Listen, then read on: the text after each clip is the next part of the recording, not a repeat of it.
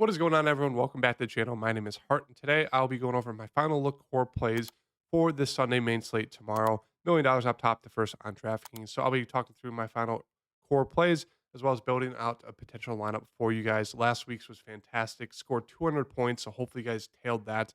Absolutely nailed Dallas Goddard there. And that was 200 points with two guys that got injured. James Conner was one, he only got us 4 fantasy points. Pretty much did not play the entire game. So yeah, 200 points there for the core play video last week. So looking to repeat that in this week. Make sure to hit that like button and subscribe. Going to be a little bit longer video just because I wasn't able to put out an early look breakdown for the slate just because I've been sick all week. So I do apologize for my annoying, sick voice.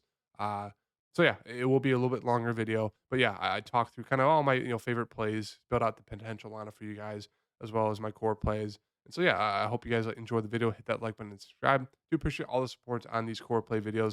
If we get to 25 likes, that'd be great. And I do quickly want to recap last week. As I mentioned, it was a really, really good week for the core play lineup. So for that, it was Stafford, Brees Hall, James Conner, Cooper Cup, Jamar Chase, Wendell Robinson, Goddard. And then for the actual video, I put in Mostert and the Jets D, and they actually ended up scoring, I think it was 199 or 200. I switched it personally on my end, right, before the slate started to Hawkinson and the Steelers, and I got 194. But still, the core play, lineup actually got like 199, 200, so it was fantastic there. But yeah, one money here for the single entry for the main slate. For the afternoon slate, oh, this is the main slate once again. Minimum cash in the Millie Maker, and then the afternoon once again. Been killing it with the afternoon. Went with the Joe Burrow stack there, low owned. He went off there. Had some snowflakes there, but still was able to cash 190. Really, really solid day. Really, yeah, really, really solid day last weekend for me on Sunday. So yeah, let's get right into this. Final look breakdown. So jumping into the quarterback situation here for this slate tomorrow, the chalky quarterbacks, the top five will probably be Justin Fields, Kirk Cousins, Trevor Lawrence, Joe Burrow, and Matt Stafford. And then they're all in great spots. Obviously, Matt Stafford versus the Cardinals, that looks like a tasty spot. He'll probably be the most owned just because the chalkiest, just because he's the cheapest, and he's been throwing the ball a ton. But obviously, we have Joe Burrow who had a huge bounce back game there versus the Cardinals. Obviously, we can see what people can do to the Cardinals defense. And he does get T. Higgins back, or T. Higgins is questionable. He practiced, so we're assuming he's back. We'll have to obviously wait for that news, but he does have, he should have both targets back. Trevor Lawrence against Jacksonville, excuse me, against the Colts. You want to target them. He had an okay game against them in week one. But yeah, he's a solid spot there. Obviously, has a lot of players to target to stack him with. Kirk Cousins, Justin Fields, the same thing. Just a great game environment. Two bad defenses there. Both pretty solid price tags. So obviously, if you want to get a little bit different, you can pay up for Jalen Hurts and Tua. It's just, for Tua, there's this huge blowout risk. Obviously, if that happens, you would think he'd throw for a touchdown or two, but maybe it's not enough passing yards to get him there to really pay off his salary. Because, there's a possibility that they just run it, with Mostert or with Achan, or excuse me, not with Achan. He's injured. Mostert or Ahmed, or even like their third string running back. They could, really go heavy on the run, but still, Tua and Jalen Hurts will definitely help you get a little bit different if you go with them. But I like one of the five chalky quarterbacks that you mentioned. I'll pick my best favorite one in a minute here, but I think CJ Stroud's a nice little contrarian play here. I mean, he's just throwing the ball a ton. Obviously, past 3 weeks, not a ton of throws, 30, 30, 35, but in two out of the three of those, he went for 20, 24, and then 14 in those last ones. So I like CJ Stroud here against New Orleans. I know they have a pretty, decent defense, but still, hasn't thrown a pick. He's looked really, really solid. Should throw the ball. So I do like him as kind of like a contrarian play there. Moving on down here, I think Geno Smith's a solid contrarian play. Not having the type of year that he did last year, but still, he does have some upside here. He's going against Cincinnati, who has not been the best, especially defensively and offensively. Overall, they just haven't been good. They did pick it up last week, so it'll be interesting to see. Maybe they've started to turn the page a little bit, but still, Geno Smith does have upside. He does have weapons. He's 5,700 bucks. Now he is coming off a game where he did miss like most of the third quarter in the fourth quarter because of that knee injury, but he should be good to go. But yeah, I don't think many people are talking about him, so I do think he's a solid option there. Bryce Purdy or Brock Purdy, excuse me. I mean, he has upside. It's just one of those things. It's just wild. 26 fantasy points, 4 touchdowns, only threw 24 times. I mean, he's just been super, super efficient. Hasn't had to do too much there. So I don't know if yeah, I'd go there, but he's definitely in play. Same with Sam Howell, like he does have some upside. He should throw the ball a ton, especially if they're down there. But that's a gross game going against Atlanta. Their defense is actually pretty solid, and they just run the ball a ton. So it's just a super, super slow paced game. I like Baker against Detroit. You know, he does offer some upside. As you can see, 2 out of his 4 games, 20 or more fantasy points. He gets Mike Evans back. He's 5,400. He does have a little bit of a rush upside as well, as you saw, 31 rush yards last game. So he's going against Detroit, who one, their defense is not the best, and two, you know, Detroit can score. So if it comes to a game where you know Baker's going to have to throw the ball a ton, he does have the upside there. So I'll mention him. Same there with Derek Carr. I like him against Houston. Hasn't looked too good this year, as you can see, but he does still have some upside. I mean, last game they won 34-0. Tampa Bay wasn't the best for him there, and obviously you know Green Bay, Carolina, Tennessee. Just hasn't been good this season, but he does have some upside. And I do apologize, guys. I am getting over being sick, as you guys can probably tell from my voice. So I do apologize if that's a little bit annoying for this video, but we'll get through it pretty fast here. Moving on down here, I'll always mention Josh Dobbs. Obviously, 3, you know, kind of letdown games, the past 3 games, obviously going against Dallas and San Fran. As I mentioned, he looked a lot better than his fancy point total showed. But versus Cincinnati just wasn't the best. The team just wasn't there. I do expect to bounce back here against the Rams, whose defense has actually been decently surprisingly just decently good or surprisingly good. But he's you know pretty cheap. Does have some rushing upside there. Does have people to stack him with. So I don't mind him there as a you know cheaper option to go to. And Gardner Minshew is the other you know value play I wanted to mention down here. 5,000. You know he does have some upside. It's just one of those things. Not the most efficient. They do have Jonathan Taylor back. You know Zach Moss has been rushing the ball pretty well. Uh, so yeah, and then where is he? PJ Walker is starting for the rounds, so if you wanted to, you know, go that absolute pain route, but he's going to be pretty cheap if you wanted to absolutely punt for quarterback. For me right now, I do think I'm going to land on Justin Fields. It's just he has massive rushing upside. We haven't seen it yet this year in terms of his rushing upside, with either like rushing yards going crazy or going crazy with the touchdowns for you know rushing touchdowns. But still, he's been really really solid the past 2 games. Obviously, he's been against Denver and Washington, but still, we're going against Minnesota defense here. He has that massive rushing upside that can get you 25, 30 fancy points alone just on that. Plus, he does have the passing upside, as we've seen the past 2 games, 335 yards, 4 touchdowns, 282, 4 touchdowns. So he does have some upside. I know it's been on some huge plays, but still, just love the fact that he has the rushing upside that just can get him there easily on his own. CMC 9.5K.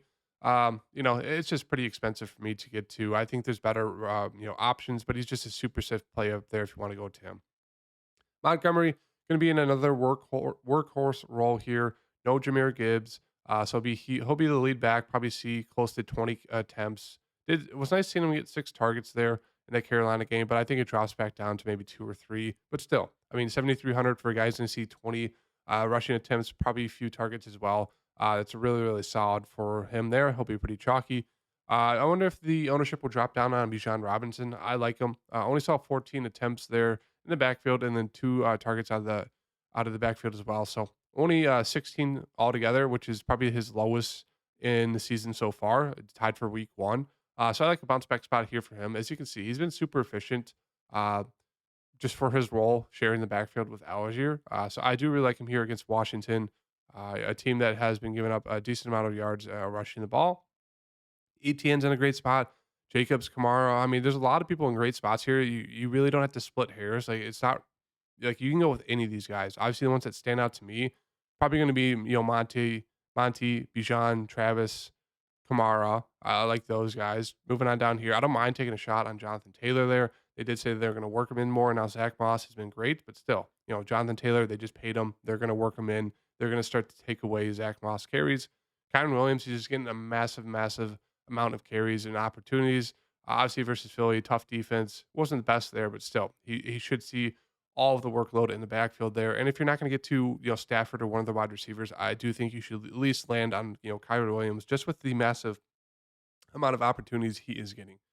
Once again, Joe Mixon is going to be super popular. It's just because he's getting a ton of usage. I mean, he has not been efficient at all. As you can see, he's barely, you know, he hasn't gone past 15 fantasy points. in a game so far this season.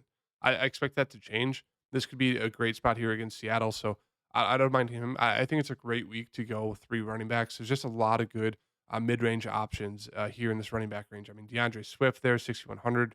Brees Hall coming off a huge game there. Don't love going against the Eagles defense, but still, I mean, we know they gave up yards. Moving on down here, Madison against the Bears defense. I don't mind that. If you want to, get a little bit contrarian instead of going to the passing game there for the Vikings, you can definitely go to the running game. That'll just help you get contrarian. Moving on down here a little bit more, Ramondre Stevenson kind of been an afterthought in terms of fantasy. Hasn't been the best. Obviously, the offense there has been god awful, but he should see, he's game script proof where he can be in the running game, he can be in the passing game. It doesn't matter. It's just if you think that offense can finally score some points, he should have a decent game there. Moving on down a little bit more here, we can get to the chalk value plays. DeMercado, he'll be pretty popular. I forgot, where does Mostert go? Did I just I rolled over Mostert. I apologize there. He'll be another one of the probably the most chalky player on the slate, just because he's in a fantastic spot here against Carolina. Just a brutal defense against the run. There is no H-hand, so it's going to be Raheem Mostert as running back one. They will mix in Salvin Ahmed. So we can talk about that in a minute, or let's just talk about it right now. Miami running back. So yeah, obviously Achan is on the IR as of right now. So Mostert 6,400, just way too cheap for this matchup. And with how well the offense has been overall, especially running the ball, way too cheap there for Mostert. I do like Salvin. I mean, he was involved in week 1 and 2. He was the second running back. Kind of lost it there in week 2 to Achan, but he should be running back 2 there. They will mix in some Chris Brooks, but still, he's more so like special teams, kind of fullback E. So I do think they'd rather go to Ahmed. Ahmed kind of lost his role because obviously Achan exploded on the scene.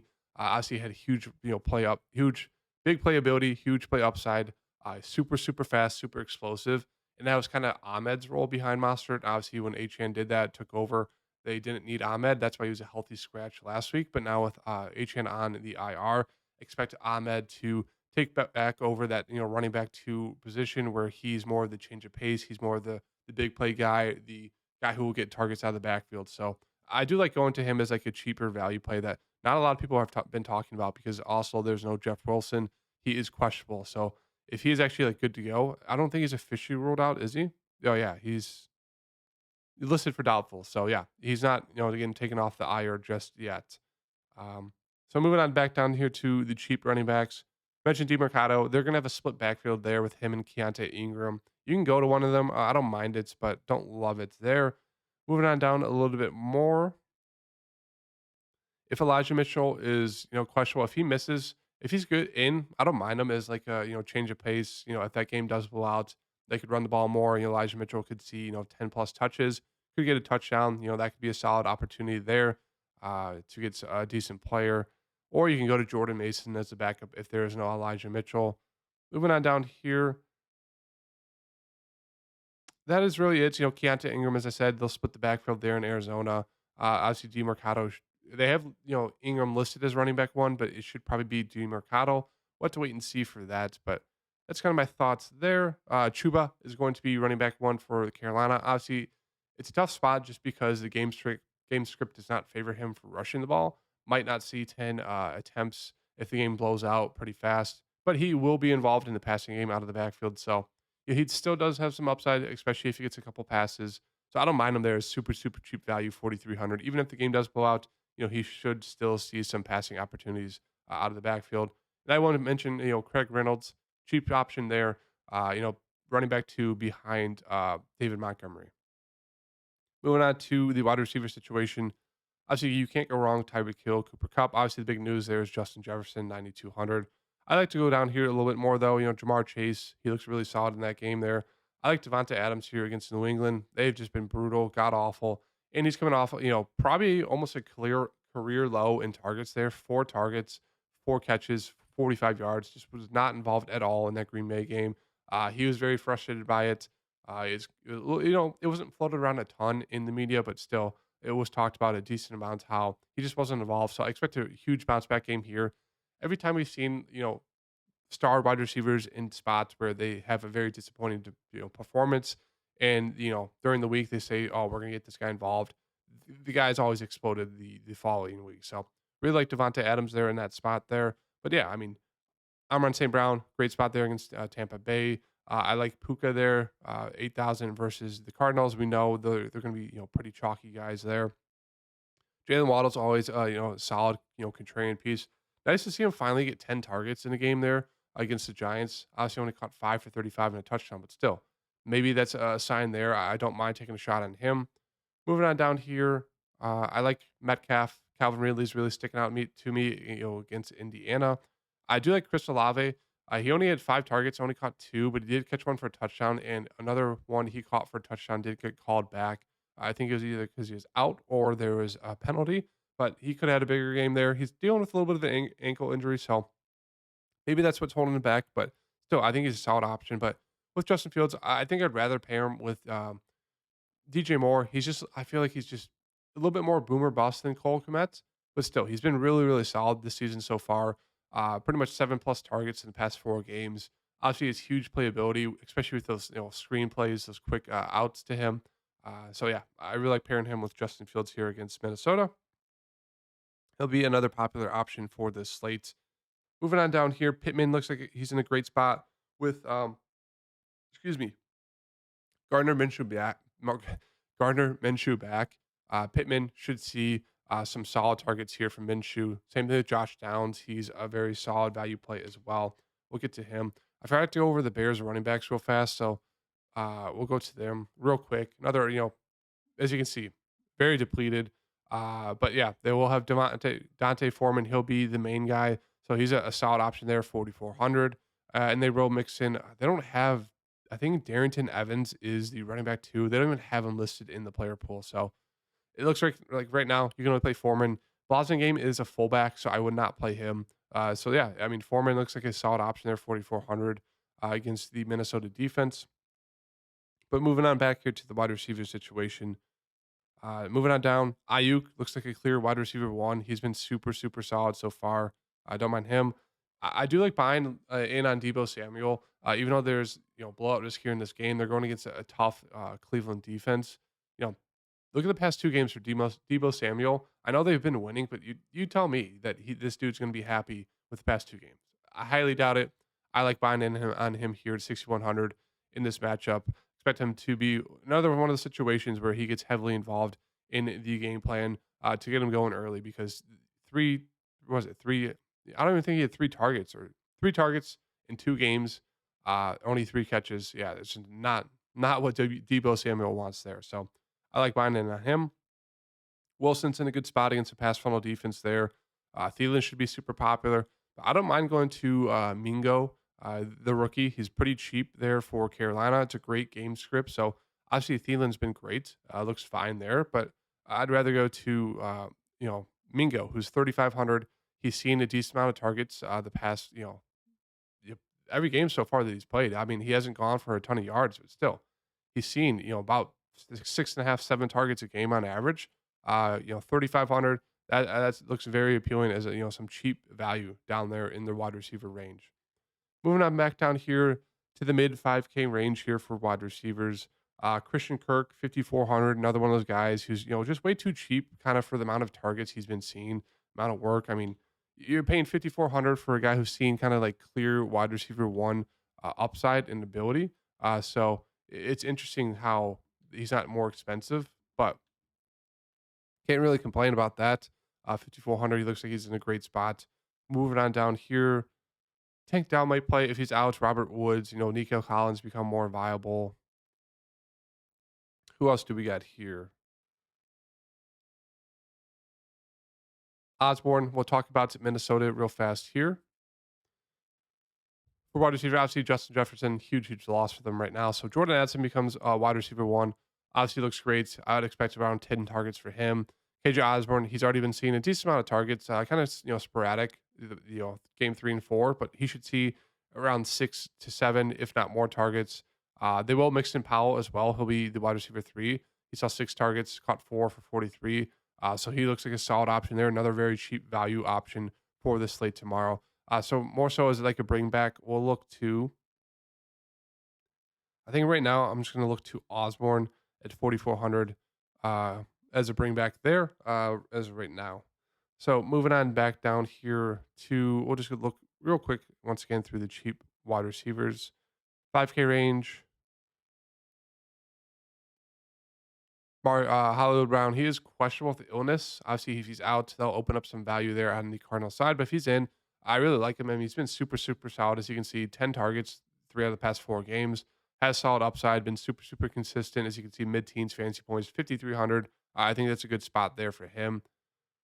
Moving on down here, not a ton of like, as I mentioned, Josh Downs.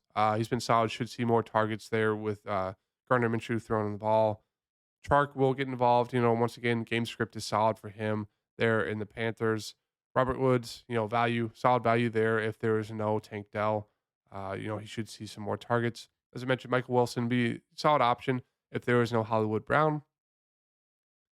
And you can take a shot on some of these cheap guys, but these are all kind of dark. As I mentioned, Jonathan Miko, I do like him. And that's really it for the wide receiver situation. Moving on to the tight end situation here. TJ Hawkinson, clear and by far the best tight end play. I would expect him to probably see 12 plus targets. I do think he's going to be absolutely peppered. He should be with no Justin Jefferson. I think he's an absolute lock for tomorrow, especially against the Bears. Love him in this spot here against the Bears and their linebackers. Um, Moving on down here, Laporta is questionable. I don't love him at the price tag. He's been just super, super efficient and just not been seeing a ton of targets to see 5, 4. I know he's caught 2 touchdowns, only 3 catches though. So I don't love his like upside he's had so far. It's really been boomer bust. Don't love the price tag there. Not with Kittle either. Uh, you know, Goddard talked about how I really liked him there in bounce back spot. Mentioned how Nick Sirianni said he's going to get him involved. He did. Caught 8 for 117 in a touchdown there. So that was fantastic for us. Hopefully you guys tailed that. Going to pat myself on the back for that one.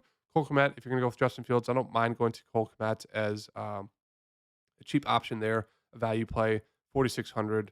Moving on down here, Ingram's always solidly involved there. Has been seeing a solid amount of targets, 8 a game the past 4 games straight. He looks like a decent option. Going even cheaper, you can go to Higbee as a nice or a pivot play off of like a Puka or Cooper Cup. Both will be super popular. So Higbee will allow you to get, different there. Moving on down even more, if the joke was out, you can go to one of the tight ends, but I wouldn't go that route. Schultz, another guy who's been starting to picking up a little bit more, past few games. Do like Ertz. He's always a guy you can pair with Josh Dobbs, Lance Thomas, or excuse me, Logan Thomas. He'll be super popular. I don't buy it that he's becoming the number one option for Sam Howell. I don't know why the whole TikTok community is trying to say that. It was pretty much they were down what 20 plus points at halftime, they didn't even score, and it was just one of those scenarios where the Bears are just going to give up, short to intermediate stuff over the middle, and that's kind of Logan Thomas's bread and butter. I mean, they're not going to try to force it outside when they can just pick off 10, 15 yards in the middle with Logan Thomas every time. That's why he got so much usage. So I don't buy it. I like the price tag, but I do think he'll probably be a bust play for tomorrow. Don't think I'm going to chase that. I do like Tyler Conklin. He looks solid there. He's actually been pretty solid with Zach Wilson throwing him the ball. He's been more involved. That's really it there for me in the tight end situation. Don't think I'd dip down below 3,000. And then for defense, obviously the 49ers, I think they look great 4,000. It might be a situation where I do pay up for defense just because they're going against PJ Walker, who's very turnover prone. Um, could see this game getting very ugly, very quick. So I don't mind going to them. Raiders against New England, even though Mac Jones has been terrible, the Raiders defense has not been the best. Moving on down here, cheaper options I like going to. Once again, I don't mind going to the Texans. They're 2,900. Uh, Lions against Tampa Bay. I don't think that's a solid spot there. Don't mind that. Bucks against Detroit. Don't mind that either. Bucks defense is actually pretty solid. Jared Goff. He's been known to have a bad game or two, so I wouldn't be surprised if it happens tomorrow. So right now, let's just go with the Bucks defense, 2,200.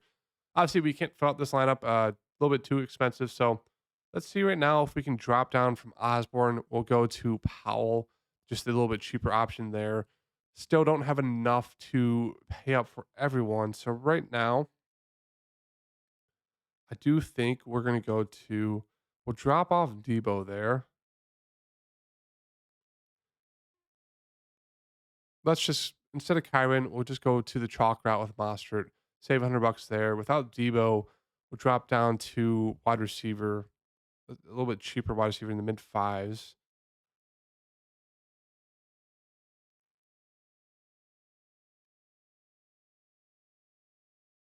Could go to Osborne. Don't mind that, but I do think let's go with. I think we go with Chris Kirk there, 5,400. 4,400 left over. We could get to Dante Foreman. I don't mind that for right now. Let's just kind of roll with that. You could go to Chuba. Don't mind that either, throwing him in there just for the game script. Let's just go with Chuba for right now. So right now, don't mind this.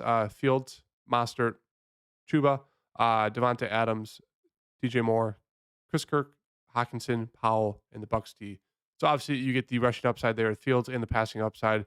You stack them there with DJ Moore. You have a nice bring back with Hawkinson and Powell. So double bring back there. You have Chris Kirk. You have Devontae Adams and a buyback spot there. You have the Mostert Hubbard game stack there. I don't mind this lineup at all. So if you guys like the video, hit that like button and subscribe, and I'll see you guys in the next video. Peace.